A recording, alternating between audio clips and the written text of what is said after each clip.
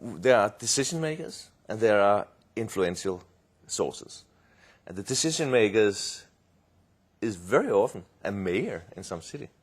So what does he know about rock music? He does not maybe go to rock concerts. It could also be that he does. But how do we influence him to accept that this is a good idea?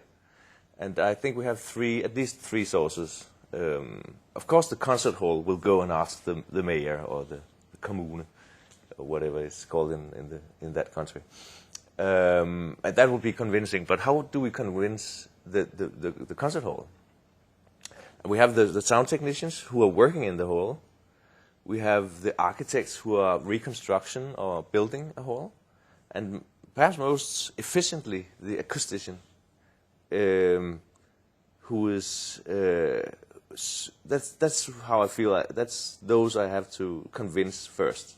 I have to make sure that every acoustician in the world, which is not impossible task to reach, he knows about this product. Because I think there may be only 2,000 acousticians worldwide who are very focused in room acoustics. So you also got to see, okay, we have perhaps 1 million sound technicians. How will you ever reach those? That's impossible. How will you ever reach all our architects? Well, perhaps in 2 years. But it is a reachable goal to reach all acousticians. And that's just one way to start. But of course, parallel to that path, you gotta do something about the architects. You've got to do something about the music business. And of course, you would go to conferences and show the product, as I've been here. You would go into more musical. There are a couple of big events every year for the music industry, where drum sets and saxophones and PA systems and all of this. That would be the next way to influence the musicians, sound technicians.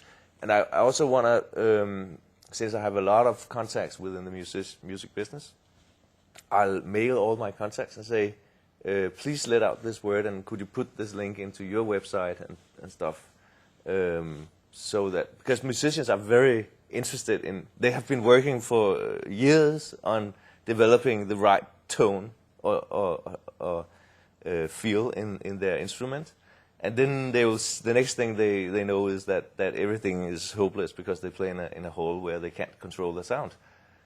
So they are very keen on playing. It's very important for these guys to play in good concert halls, and so they would be very willing to also try and have these things installed, I think.